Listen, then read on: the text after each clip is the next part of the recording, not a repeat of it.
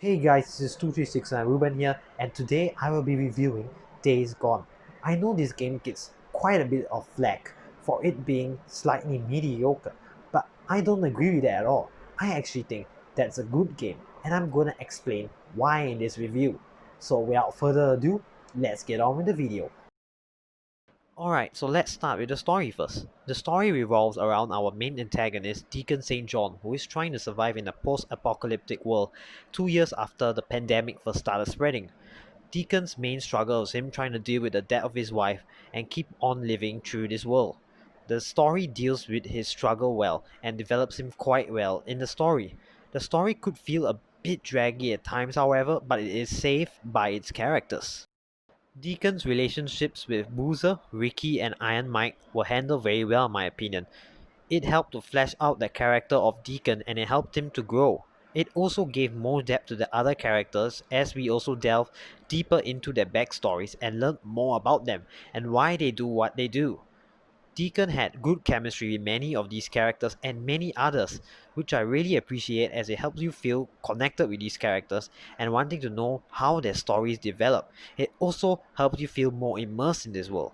Overall, I really liked the story, even though it felt a bit surface level and a bit simple at times, and maybe a bit draggy. The characters managed to save it, and it made me want to keep playing to find out how these character stories would continue, and it managed to grip me. A story which managed to grab your attention to make you want to find out more is a good story in my opinion, which is why I like the story of Days Gone. Okay, let's talk about the upgrading system now. Upgrading your skills is divided into three trees: melee, ranged, and survival. The skills you need from all of these trees are equally as important, and if you ignore too much of one tree, you'll be severely hindered in combat. The skills are overall helpful and fun to upgrade as it is a good system that works. Another thing that you have to upgrade throughout the game is your health, focus, and endurance. This can be done by visiting Nero checkpoints and Nero research sites.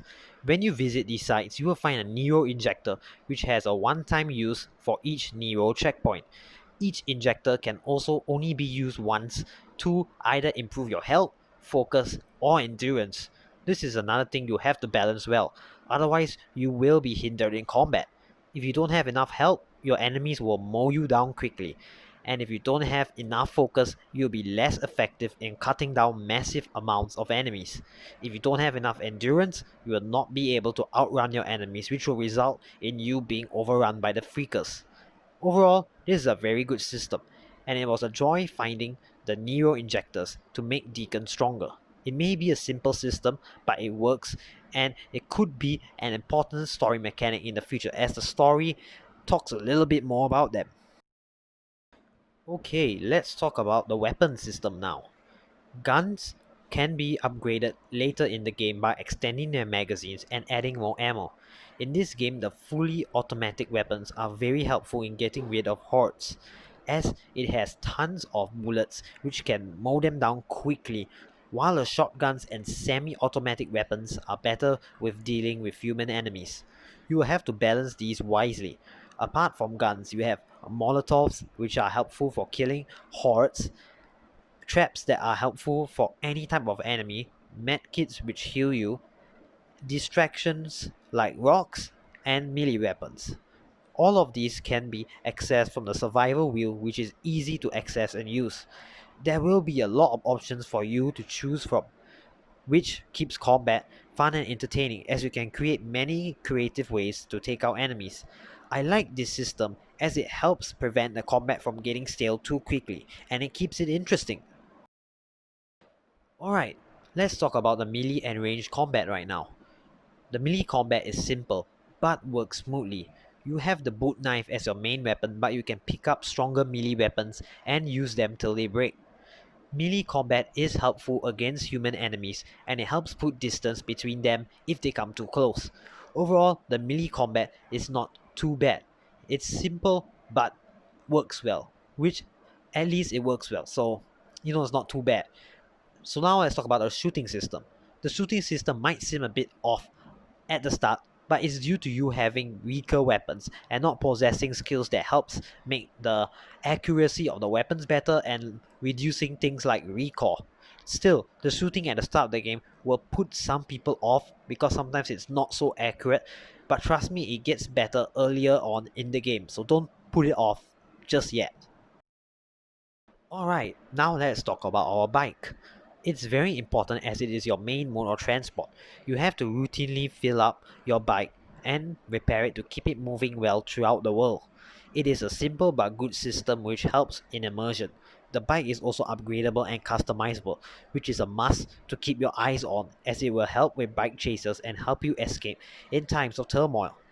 Overall, it's a good system which rewards you well for upgrading it, and it helps enhance your whole experience of riding your bike all around this well constructed open world. I would sometimes be driving the bike for fun due to how smooth it drives as you upgrade it along your journey. There's also many options to upgrade your bike and make it very customizable. There's so many options which I really appreciate.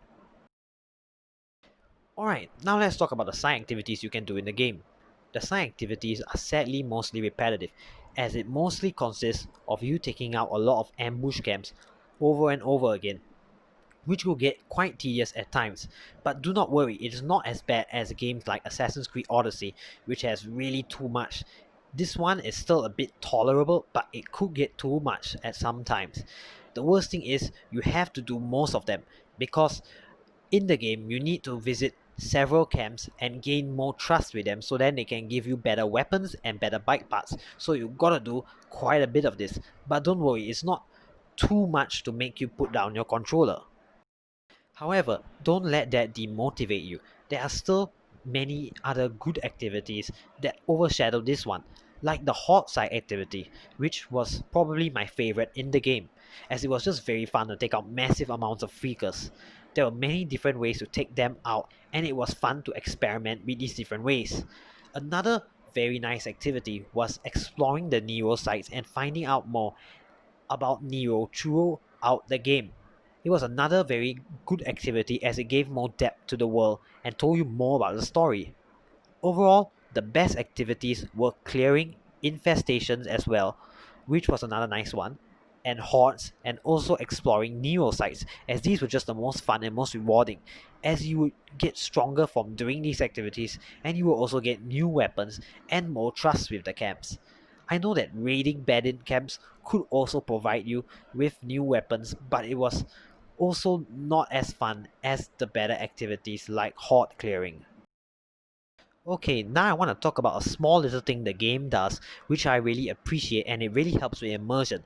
As you increase your trust level with the camps, the people in the camp will treat you better and they will talk to you nicely and in a better tone, and it'll just be a nicer environment in the camp, and Deacon will also treat them better. It will also unlock you with more weapons, and I love this small attention to detail that they added. Just a small thing I wanted to add, that shows that the people who made this game put their care into the world. Sadly, despite all of the good things I've said about this game, it still has some problems. The frame rate could drop at times, and it would just break immersion and ruin gameplay at times, which was a bit frustrating. The good thing was that it did not happen too often, but it was still enough to notice that it was a bit of a problem. I had two bad glitches in this game as well. One where I got stuck with two deer and could not move out at all, and one where the textures would not even form up, which resulted in a horde not being able to enter the cave due to them falling into the textures that were not yet formed properly due to the glitches. These things did not happen too often, but it still made the experience a little annoying sometimes. In conclusion, Days Gone is a good game.